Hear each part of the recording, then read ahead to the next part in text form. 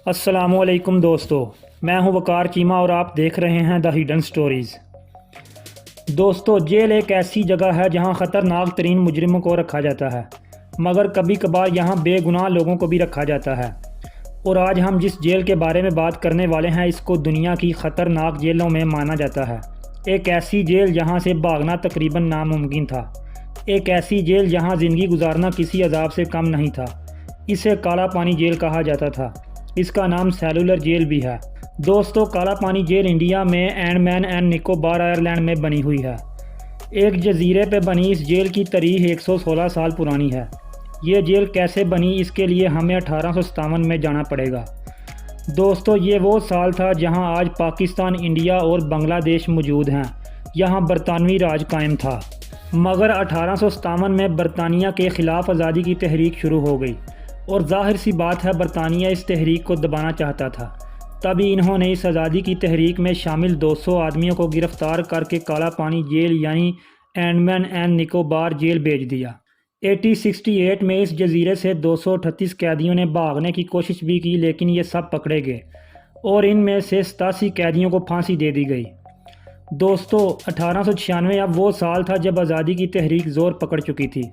लोग बरतानवी राज से आज़ादी हासिल करना चाहते थे और अब बरतानवी हुकूमत को एक प्रॉपर जेल की ज़रूरत थी जहां आज़ादी की तहरीक में शामिल लोगों को कैद किया जा सके।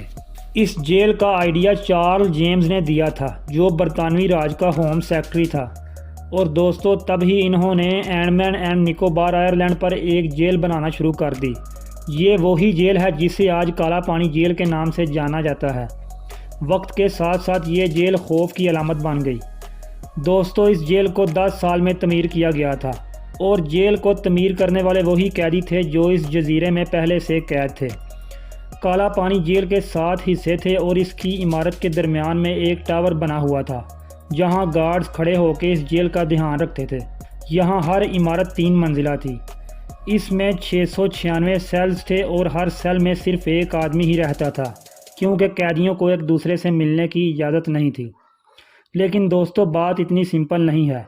यहाँ ज़िंदगी गुजारना किसी अजाब से कम नहीं था।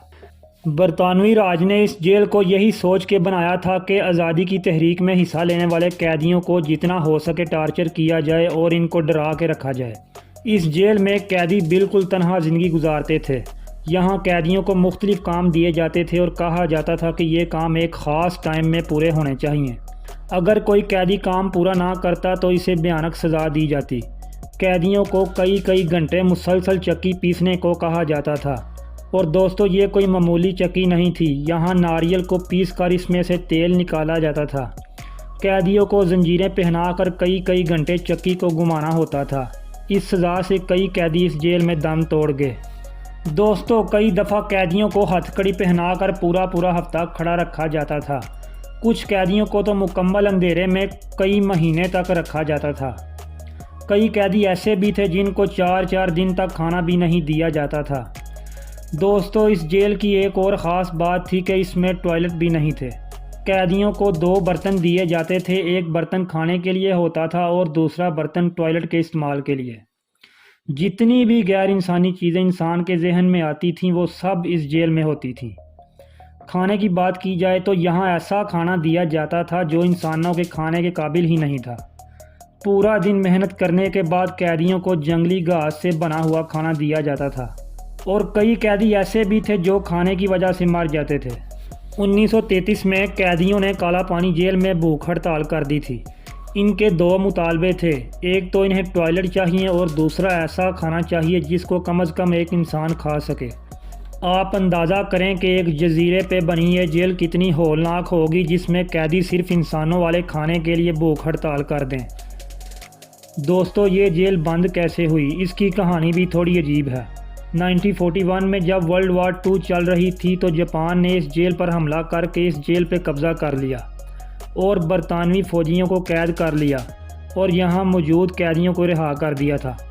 1945 में जब दूसरी जंग अज़ीम ख़त्म हुई तो ये जेल भी ख़त्म कर दी गई। तो यूँ एक होलनाक दौर का ख़ात्मा हो गया और लोग आज भी इस जेल को देखने जा सकते हैं। तो दोस्तों ये थी हमारी आज की वीडियो। अगर वीडियो पसंद आई हो तो लाइक कर दें और ऐसी इंटरेस्टिंग वीडियोस के लिए हमारा चैनल सब्सक्राइब कर दें। तब तक के लिए हमें इजाज़त दीजिए। अल्लाह हाफिज़।